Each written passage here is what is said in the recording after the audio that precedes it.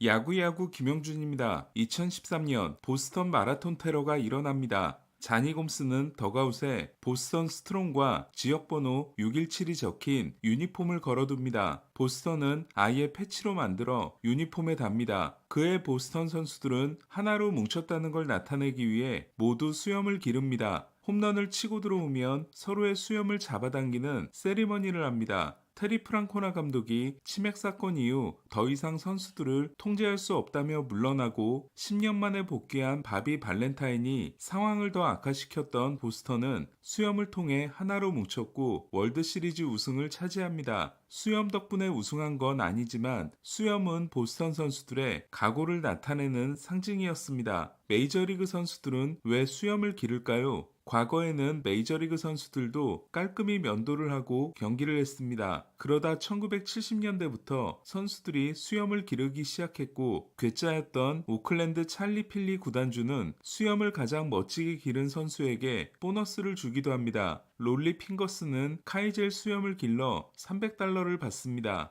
메이저리그 선수들이 수염을 기르는 이유는 더 강인하게 보이기 위함과 함께 개성을 표현하기 위해서입니다. 자이언츠의 마무리였던 브라이언 윌슨은 관훈장 같은 수염으로 유명했습니다. 미염공 윌슨은 더 짙게 보이기 위해 수염을 염색하기도 했습니다. 괴짜였던 윌슨은 주황색 신발이 타자들의 눈에 거슬린다며 말린스 감독이 항의하자 신발을 갈아 신는 대신 검은색으로 칠하고 나간 적도 있었습니다. 윌슨의 수염은 자이언츠 팬들 사이에서 큰 인기를 끌었고 서지오 로모도 수염 대열에 가세합니다. 윌슨은 월드시리즈 우승을 하지 못하면 수염을 밀겠다는 선언을 합니다. 2010년 자이언츠는 1954년 이후 처음으로 월드시리즈 우승에 성공했고 윌슨은 수염을 지킵니다. 윌슨이 2013년 다저스로 이적했을 때 한 면도기 회사가 수염을 미는 이벤트를 하면 윌슨의 이름으로 $100만 기부하겠다는 제안을 합니다. 하지만 윌슨은 거절합니다. 다저스에서도 수염은 그대로였지만 윌슨은 크게 부진했고 수염의 위용은 사라집니다. 윌슨과 달리 정성껏 길러온 수염을 하루아침에 포기한 선수가 있었습니다. 2004년 ALCS 7차전에서 말홈런 포함 6타점을 올려 양키스를 울렸던 자니 데이먼은 2006년 양키스에 입단했고 양키스의 전통에 따라 긴 머리와 수염을 포기합니다. 원시인이라는 별명을 가지고 있었고 한국에서는 동굴맨으로 불리기도 한 데이먼은 정갈한 현대인이 되어 양키스 입단식에 나타납니다. 오늘 재밌는 소식이 있었습니다. 양키스가 무수염 원칙을 포기하기로 한 겁니다. 할 스타인브레너 구단주는 50년을 이어온 수염 금지를 포기하고 앞으로는 잘 다듬어진 수염을 허용하겠다고 했습니다. 미러키에서 정성껏 길렀던 수염을 포기해야 했던 데빈 윌리엄스는 곧바로 환영 의사를 밝혔습니다. 그동안 메이저리그 선수들은 양키스에 입단할 경우 데이먼처럼 수염을 포기해야 했습니다. 양키스가 수염을 금지한 이유는 순전히 조지 스타인브레너의 고집이었습니다. 카리스마가 엄청났기 때문에 보스로 불린 스타인브레너는 1973년 양키스를 $990만 삽니다. 그리고 철권 통치를 시작합니다. 국내 TV에도 소개됐을 만큼 엄격한 가정교육을 받은 보스는 군사학교를 졸업했고 공군에 입대해 3년간 복무합니다. 그리고 군대의 엄격한 복장 관리를 양키스에 적용합니다. 보스는 1973년 개막전에서 망원경을 들고 두 발 불량인 선수들을 찾아내 등번호를 적은 종이를 감독에게 전달했고 이름이 적힌 선수들은 경기 후 이발을 해야 했습니다. 양키스 선수들은 코수염만 허용됐고 구렛나룻도 금지였습니다. 유니폼의 단추를 많이 풀 수도 없었습니다. 양키스의 주장인 돈 매팅리가 머리를 기르고 나타나자 보스는 단정하게 하지 않으면 매일 $100씩 벌금을 부과하겠다고 합니다. 매팅리는 머리를 자를 수밖에 없었습니다. 짧은 머리와 수염 금지는 곧 양키스 선수들의 상징이 됩니다. 이는 양키스에 입단하는 선수들이 받는 매뉴얼에 적혀 아예 성문화됩니다. 머스타치 갱으로 불린 오클랜드에서 수염이 덥수룩했던 레지 잭슨은 1977년 양키스에 입단하면서 콧수염만 남겼고 잭슨이 월드시리즈 MVP가 되면서 콧수염은 양키스의 상징이 됩니다. 보스의 아들인 할 스타인브레너는 몇 년 동안 고민했으며 시대에 뒤떨어지고 비합리적이라고 생각해 전현직 선수들과 많은 대화를 한 끝에 결국 폐지하기로 했다고 했습니다. 코수염을 기르고 있는 오스틴 웰스는 선수들은 수염 제한이 풀릴 거라고는 생각하지 못하고 있었다고 했습니다. 양키스가 수염 금지를 포기한 건 현실적인 이유이기도 합니다. 그동안 메이저리그 선수들은 외모와 복장 규정이 까다로운 양키스라도 모두가 뛰고 싶어 했습니다. 하지만 최근에 FA들은 양키스 선호 현상이 크게 줄었습니다. 에런문 감독은 수염 정책 때문에 한 명 한 명 놓치다 보면 많은 숫자가 된다고 했습니다. 수염 금지는 그동안 양키스가 개인의 자유를 제한한 상징과 같았기 때문에 앞으로는 딱딱한 분위기가 아니라는 걸 알리기 위함이기도 합니다. 할은 아버지는 승리를 원했기 때문에 세상을 떠난 아버지도 이번 조치를 이해하실 것이라고 했습니다. 아버지의 건강이 악화된 2008년부터 양키스를 이끌고 있는 할은 변화를 극도로 싫어하는 사람으로 보입니다. 아버지가 빌리 마틴 감독을 5번 임명하고 5번 해임하는 등 감독을 수없이 갈아치운 반면 할은 자신이 팀을 이끈 17년 동안 감독은 조 지라디와 에런분 2명이었고 최근 분해 계약을 2년 더 연장해 10년을 채울 기회를 줬습니다. 심지어 브라이언 캐시먼 단장은 1998년 2월부터 자리를 지키고 있어 30년을 채울지도 모르겠습니다. 하지만 그런 할 스타인브레너도 양키스의 수영 금지가 시대에 맞지 않는다고 판단해 변화를 택했습니다. 메이저리그 최고의 명문 구단으로 전통을 지키기 위해 노력했던 양키스가 이번 수영금지 폐지를 시작으로 어떻게 달라질지 궁금합니다. 사사키는 오타니처럼 인스타그램을 통해 결혼을 발표했습니다. 일본에서 사사키도 오타니처럼 어떠한 스캔들도 없었습니다. 사사키는 인스타그램에 얼마 전 평범한 여성과 혼인신고를 했다. 야구와 인생에서 새로운 시작이 기대되기도 하고 걱정되기도 한다. 앞으로 부부로서 좋은 모습을 보일 테니 따뜻한 눈으로 지켜봐 달라고 했습니다. 오타니는 1년 전인 지난해 2월 28일에 똑같은 방식으로 결혼을 발표했습니다. 사사키의 결혼 소식을 듣고 왓이라고 한 로버츠 감독은 여자친구가 있는지도 몰랐다고 했습니다. 어제 105마일 타구에 맞은 밀러는 두통이 약간 있는 것 말고는 전혀 이상이 없다고 합니다. 밀러는 난 머리가 단단하다고 했습니다. 로버츠 감독도 모든 검사 결과가 긍정적이라고 했습니다. 지난해에도 트라이넨이 시범 경기 도중 공에 가슴팍을 맞는 일이 있었는데 다저스는 타박상을 입은 트라이넨을 4월에 등판시키지 않았습니다. 달리기 훈련을 시작한 프리머는 도쿄 개막전 출전을 낙관하고 있고 왼쪽 어깨가 불편했던 오타니는 곧 라이브 피칭을 할 예정입니다. 오타니는 투수로서의 재활 일정이 빠르게 진행되고 있습니다. 스미스는 지난해 5월부터의 부진이 오른 발목 부상 때문이었다면서 확실하게 치료받겠다고 했습니다. 오늘 소식은 여기까지입니다. 야구야구 김영준이었습니다.